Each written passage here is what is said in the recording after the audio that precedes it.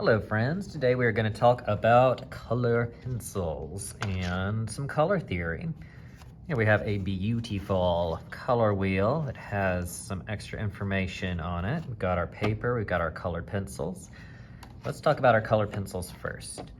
Color pencils have a soft lead, it's not technically lead, on the inside, softer than even regular pencils. That means you have to take extra good care of them.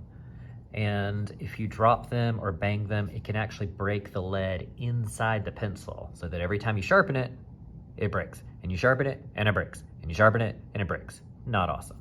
So we have sharpeners that we've put together. Colored pencils can be kind of hard on electric sharpeners. So I like to use the manual sharpeners. And you want to sharpen it into a tub so that it doesn't go all over your table. You also don't need a super sharp point because again, soft lead will break. Now let's talk about how to use them. The first word we want to talk about is gradient. And gradient just means that the color changes from one to another in a smooth way.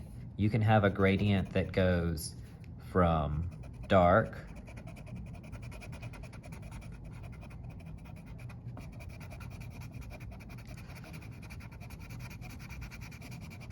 to light,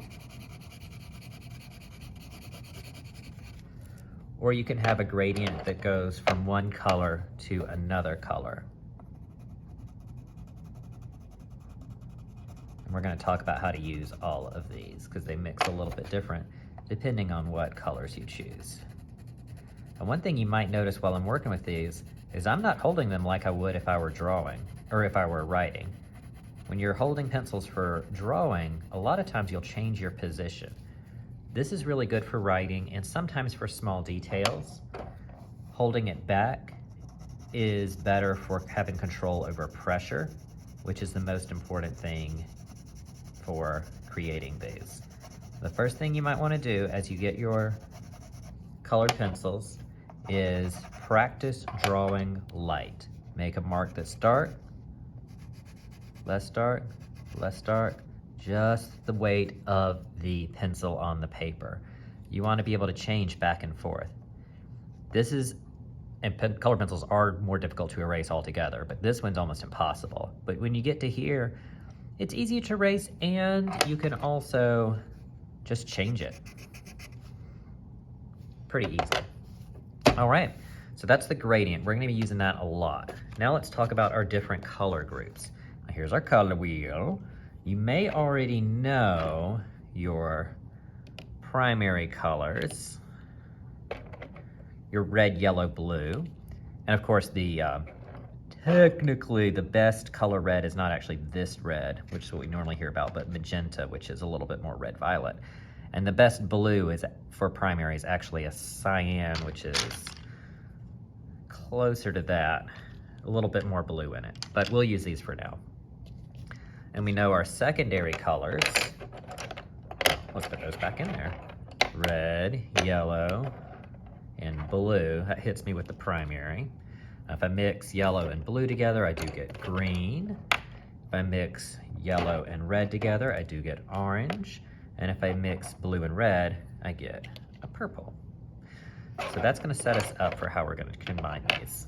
You notice black and white aren't on there right now. We'll talk about that later.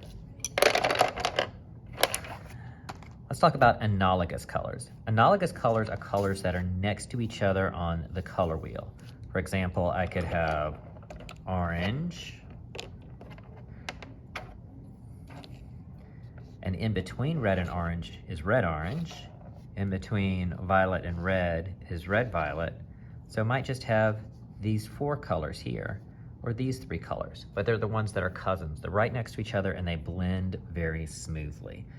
And in fact, by combining these together, I'll get my intermediate colors. So let's look at how those blend. I'll start with those red analogous colors. I'm gonna start coloring fairly strong using the side of my pencil. I might hold it like this, I might hold it like this. I've seen people draw like this for point drawings, but for me, for this, I'm gonna go from the side. That lets me put my pencil all the way down on the edge.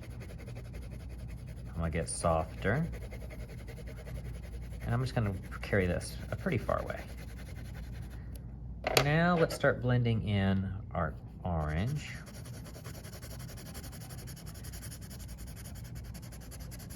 You see how that changes it? I'll soften up again.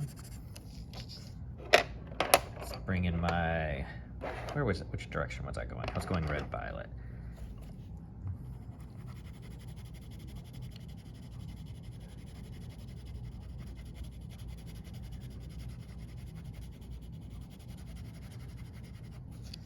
Come back to red maybe.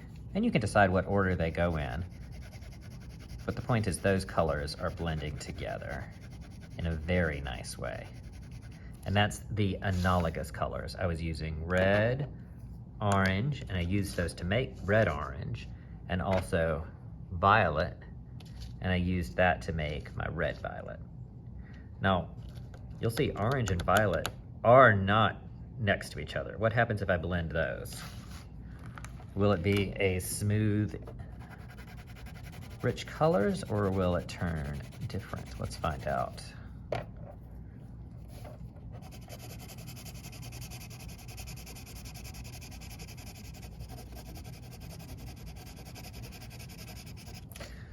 You'll see that it starts to turn more of a grayer color and not quite as rich, and that is okay. That is what we're going to be talking about down here, complementary colors. They're not quite complementary, but they do have some complementary in them. That is your analogous color blend. Let's do one with green. This is almost a yellow-green.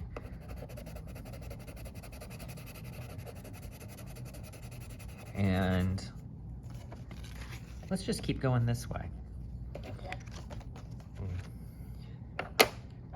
So I'm gonna carry this out. I want a little bit of this yellow-green in all of my colors. That's gonna help tie them together.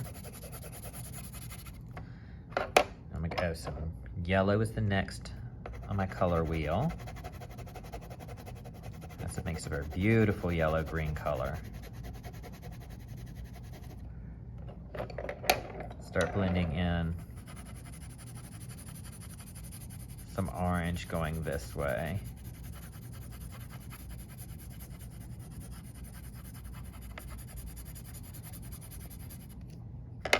And some yellow coming off my orange.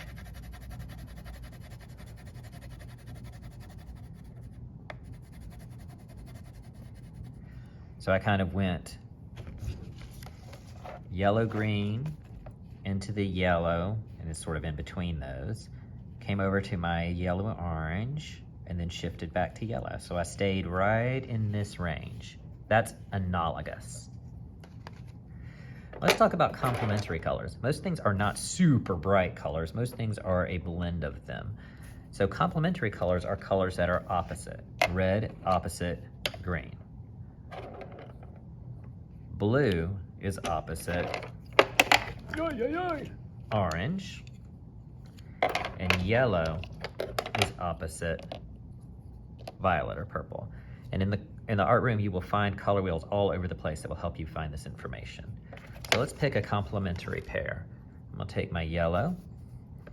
Let's see how they blend. So yellow is one of my primary colors, right? I'll soften up. And purple is one of my secondary colors. Purple contains the other two primaries. Purple contains red and blue. So when we mix them together, we're actually mixing all of the primary colors together. Yellow plus red and blue. And when you mix all the primary colors together, you will get a dull color, a neutral, either a brown, a gray, or even a black, depending on what colors and how much you put of each one.